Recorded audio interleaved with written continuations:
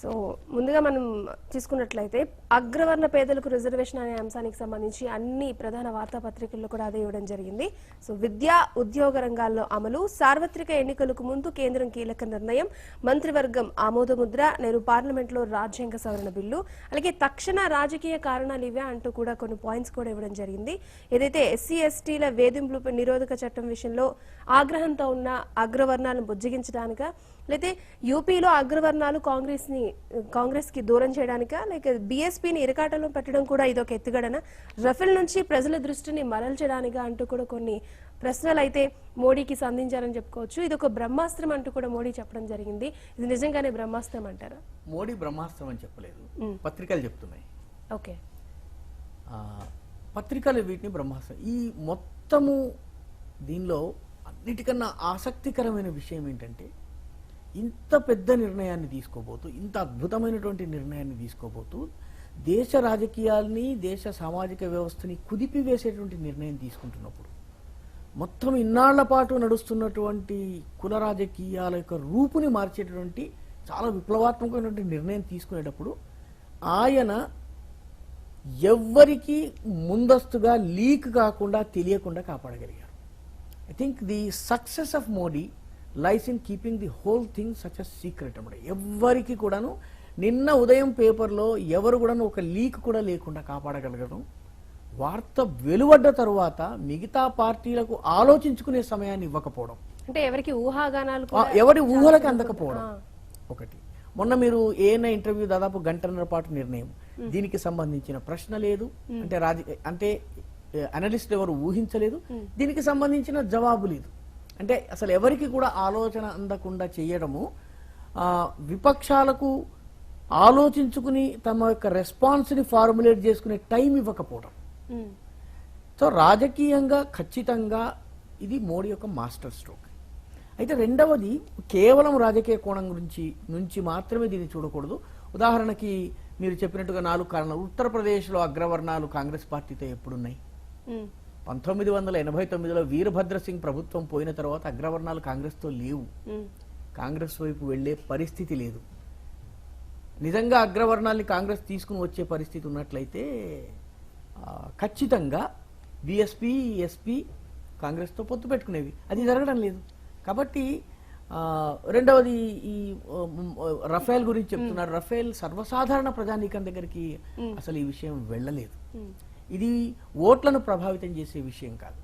కాబట్టి ఓవరాల్గా ఇది గత 60-70 సంవత్సరాల రాజకీయాలు నడిచిన తీరుకి పూర్తి భిన్నమైనటువంటి తీరు.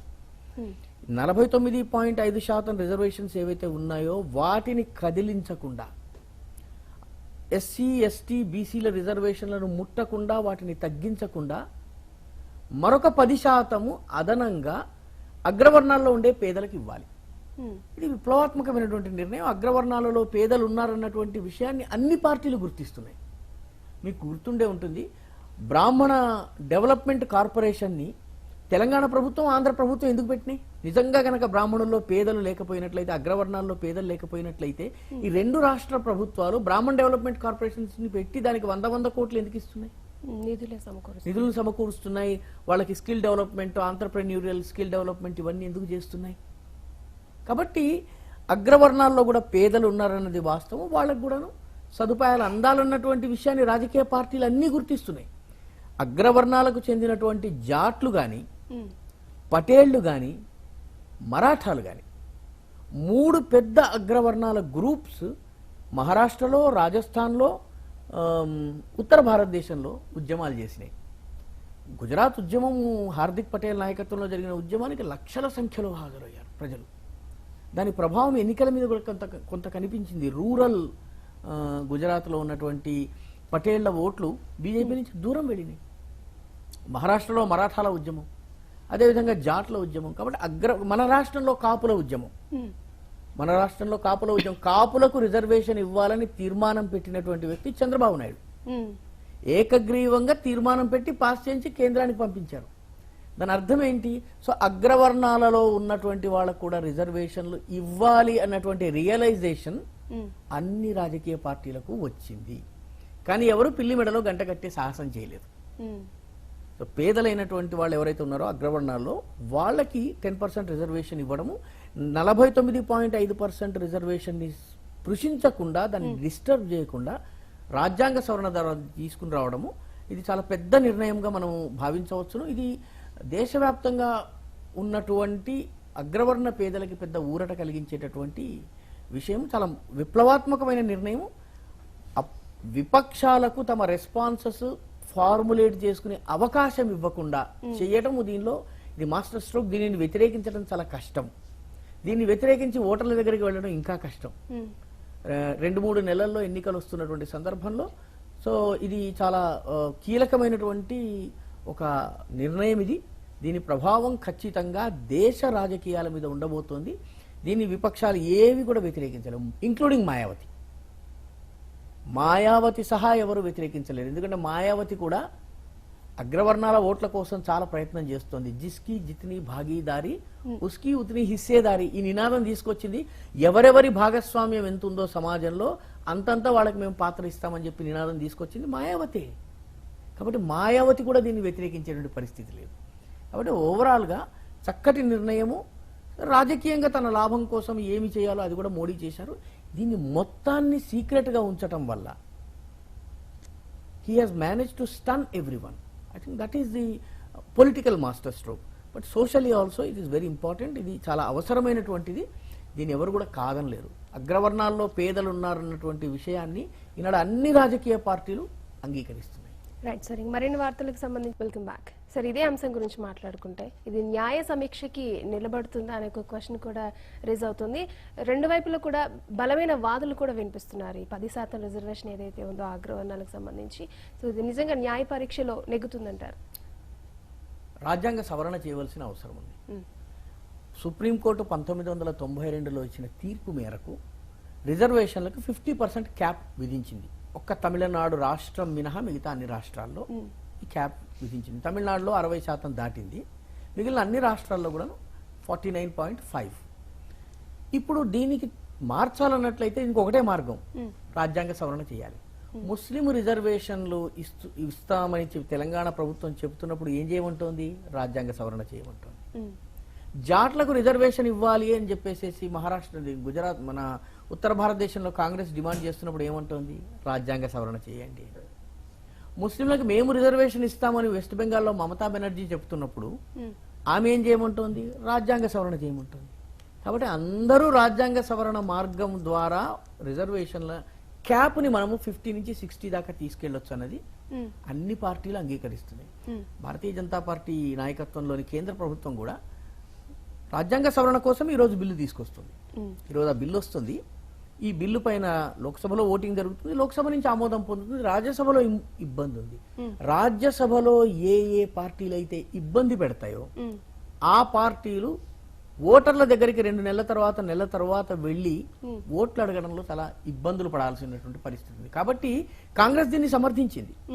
ఇంత ఆలస్యం ఎందుకు అంది, కానీ దీన్ని విమర్శించలేని పరిస్థితి.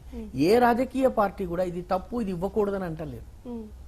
కాబట్టి రాజ్యాంగ పరంగా రాజ్యాంగ సవరణ చేయాలి. రాజ్యాంగ సవరణ చేయడానికి కావలసినటువంటి బలం లోకసభ వరకు ఉంది, రాజ్యసభలో ఆ బలం లేదు. రాజ్యసభలో ఏ ఏ పార్టీలు సహకరించవో ఆయా పార్టీలు ఓటర్ల దగ్గరికి వెళ్ళినప్పుడు జవాబు చెప్పుకోవాల్సి ఉంటుంది. కాబట్టి సూత్రప్రాయంగా కాంగ్రెస్ దీన్ని ఆల్రెడీ అంగీకరించింది. ఈ దేశంలో 2వ అతిపెద్ద రాజకీయ పార్టీ అయినటువంటి కాంగ్రెస్ దీన్ని అంగీకరించింది. కాబట్టి రాజ్యాంగ సవరణ చేసిన తర్వాత సుప్రీంకోర్టు కూడా దీన్ని పెద్దగా కొట్టివేసే అవకాశం లేదు. కాబట్టి ఓవరాల్గా ఇది అగ్రవర్ణాల్లో ఉన్నటువంటి కొంత అసంతృప్తి ఉన్నమాట వాస్తవం. అగ్రవర్ణాల్లో పేదలు ఉన్నారు. ఈ పేదలకు లబ్ధి చేకూర్చాల్సినటువంటి అవకాశం ఉంది, అవసరం ఉంది. ఆ అవసరాన్ని అన్ని రాజకీయ పార్టీలు గుర్తిస్తున్నాయి. అన్ని రాజకీయ పార్టీలు గుర్తించిన కారణంగానే దీన్ని గట్టిగా ఎవరు కూడా వ్యతిరేకించలేని పరిస్థితి ఉంది. కొన్ని నిబంధనలు పెట్టారు. ఏడాదికి 8 లక్షల లోపు ఆదాయం ఉండాలి. నగరాల్లో అయితే 102 గజాల కన్నా తక్కువ భూమిలో ఇల్లు ఉండాలి. గ్రామాల్లో అయినట్టయితే 1000 గజాలకు తక్కువ లోపు ఉన్నటువంటి భూమిలో ఇల్లు ఉండాలి. వ్యవసాయ భూమి అయితే 5 ఎకరాల కన్నా తక్కువ ఉండాలి. 5 ఎకరాల కన్నా పైన ఉన్నటువంటి వాళ్ళు ఈ రిజర్వేషన్ ని పొందలేరు. కాబట్టి కొన్ని నిబంధనలు కూడా ప్రభుత్వం విధించింది. ఈ నిబంధనల ఆధారంగా పేదలను గుర్తించి ఆ పేదలకు ఆర్థిక సహాయాన్ని విద్యలో ఉపాధిలో రిజర్వేషన్లు అందించేటటువంటి ప్రక్రియను ప్రభుత్వం చేపట్టింది. ఒక రకంగా అగ్రవర్ణ యువకుల్లో ఒక నిరాశని మీరు ట్విట్టర్, ఫేస్బుక్, ఇన్స్టాగ్రామ్, ఈ సోషల్ మీడియాలో జరుగుతున్నటువంటి పొలిటికల్ డిబేట్ని, యూత్ మధ్య ముఖ్యంగా జరుగుతున్న డిబేట్ చూసినట్లయితే అగ్రవర్ణ యూత్లో ఉపాధి అవకాశాల విషయంలో, విద్య విషయంలో కొంత నిరాశ ఉంది. ఎస్సీ, ఎస్టీ, బీసీలకు రిజర్వేషన్ ఇవ్వాలన్నటువంటి విషయంలో ఎవరికి రెండవ అభిప్రాయం లేదు. వాటిని టచ్ చేయవలసిన అవసరం కూడా లేదు. వేలాది సంవత్సరాల సమస్యల్లో వాళ్ళు వెనకబడి ఉండడం, సమస్యల కారణంగా వెనకబడి ఉండడం వల్ల ఈ సమాజము వాళ్ళు మనందరితో కలిసి ముందుకు రావడానికి కావలసినటువంటి ఏర్పాటు చేసేందుకు రిజర్వేషన్లు వచ్చినాయి. చాలా యూత్ కూడా ఈ రిజర్వేషన్ అనే అంశాన్ని తీసేస్తే బాగుంటుందని చాలా మంది యూత్ అంటున్నారు. కాబట్టి ప్రజలలో ఉన్నటువంటి ముఖ్యంగా నాకు అనిపించేది ఏంటంటే మధ్యప్రదేశ్, రాజస్థాన్ రెండు చోట్ల కూడా నోటాకి పడ్డ ఓట్లన్నీ కూడా రిజర్వేషన్ ఇష్యూ మీద పడ్డటువంటి ఓట్లు అన్నటువంటి ఒక అంచనా ఉంది. బహుశా భారతీయ జనతా పార్టీ కూడా ఎన్నికలకు వెళ్లే సమయంలో ఈ అంశాన్ని దృష్టిలో పెట్టుకుని ఒకసారి ముందుకు వెళ్దామని ఆలోచించి ఉండొచ్చును. ఒక రకంగా రాజకీయంగా politically it is a master stroke. But at the same time సమాజంలో అగ్రవర్ణాల్లో కూడా వెనకబడి ఉన్నటువంటి వాళ్ళు ఉన్నారన్నటువంటి దాన్ని గుర్తించటం, ఆర్థికంగా వెనకబడ్డ వాళ్ళు ఉన్నారని గుర్తించటము, వారికి రిజర్వేషన్లు కల్పించడం ద్వారా అన్ని వర్గాల్లో ఉండే యువత యొక్క ఆస్పిరేషన్స్, ఆకాంక్షలు, వాటిని అడ్రస్ చేసినట్లయింది. కాబట్టి రాజకీయాలు పక్కన పెట్టినప్పటికీ కూడా socially this is a very good move. అగ్రవర్ణ యువకుల్లో పెరుగుతున్నటువంటి నిరాశ, నిస్పృహలను అడ్రస్ చేసేటటువంటి మంచిది. దీనివల్ల సామాజిక విఘటన రాదు. ఎందుకంటే కులం పేరిట కొట్టుకోవాల్సిన అవసరం రాదు. ఎందుకంటే మిగతా రిజర్వేషన్ టచ్ చేయలేదు. అవి యథాతథంగా వాళ్ళకు వచ్చే ఉన్నాయి. అంటే నాది నేను తింటూ కూడా నువ్వు తినకూడదు అని ఎవరన్నా ఆలోచించారనుకోండి, ఆర్ కృష్ణయ్య గారు లాగా ఆలోచించేవాళ్ళు, మేము తినాలి కానీ నువ్వు మాత్రం తినకుండా ఆకలిగా ఉండాలని అంటున్నారు. చాలా నిరర్థకమైనటువంటి, నిర్హేతుకమైనటువంటి, అసూయతో కూడుకున్నటువంటి కామెంట్లు. ఎందుకంటే అందరూ బాగుండాలి, సర్వజన హితాయ అన్నది మన ఆలోచన. దీనిలో ఉన్న అగ్రవర్ణాల్లో ఉన్నటువంటి పేదలకి మనం ఇచ్చినట్లయితే దాన్ని మనం తప్పు పట్టాల్సిన అవసరం లేదు. మత ప్రాతిపదికన రిజర్వేషన్లు ఇవ్వక్కర్లేదు. కానీ సామాజిక ఆర్థిక వెనుకబాటు ఆధారంగా రిజర్వేషన్లు ఇచ్చినట్లయితే బాగుంది. ఇప్పుడు ఈ రిజర్వేషన్లలో ముస్లిం యువకులు కూడా లాభం పొందొచ్చు. అగ్రవర్ణాలకి, ఎకనామికలీ బ్యాక్వర్డ్ ముస్లింలకు ఇస్తున్నటువంటి వాళ్ళకి బీసీలో ఆల్రెడీ రిజర్వేషన్ ఉంది. ముస్లింలలోని సోకాల్డ్ అగ్రవర్ణాలు, అష్రఫ్స్ ఎవరైతే ఉన్నారో, అష్రఫ్ కమ్యూనిటీ, అజలఫ్ కమ్యూనిటీ అని ఉంటుంది. అష్రఫ్ కమ్యూనిటీ వాళ్ళు ఈ అగ్రవర్ణాలకు వస్తున్నటువంటి 10% ఎకనామిక్ 10% రిజర్వేషన్ రాయితీ ఏదైతే ఉందో దాన్ని వాళ్ళు అనుభవించవచ్చును. కాబట్టి ముస్లిమ్స్ కూడా దీన్ని వ్యతిరేకించే అవకాశం లేదు. ముస్లిం రిజర్వేషన్లు ప్రత్యేకంగా అవసరం ఇంకా లేదు. ఈ బీసీల్లో పేదలకి రిజర్వేషన్ ఉంది. అగ్రవర్ణాల్లో ఉన్నటువంటి అష్రఫ్ ముస్లిమ్స్ ఎవరైతే ఉన్నారో అష్రఫ్ ముస్లింలకి కూడా దీనివల్ల లాభం చెందేటటువంటి, లాభం కలిగే అవకాశం ఉంది. కాబట్టి ఎవరు కూడా దీన్ని విమర్శించడానికి వీల్లేనటువంటి వ్యవస్థ ఇది. మొత్తానికి మోడీ గారు ఒక మంచి నిర్ణయం తీసుకున్నారు. మంచి నిర్ణయం.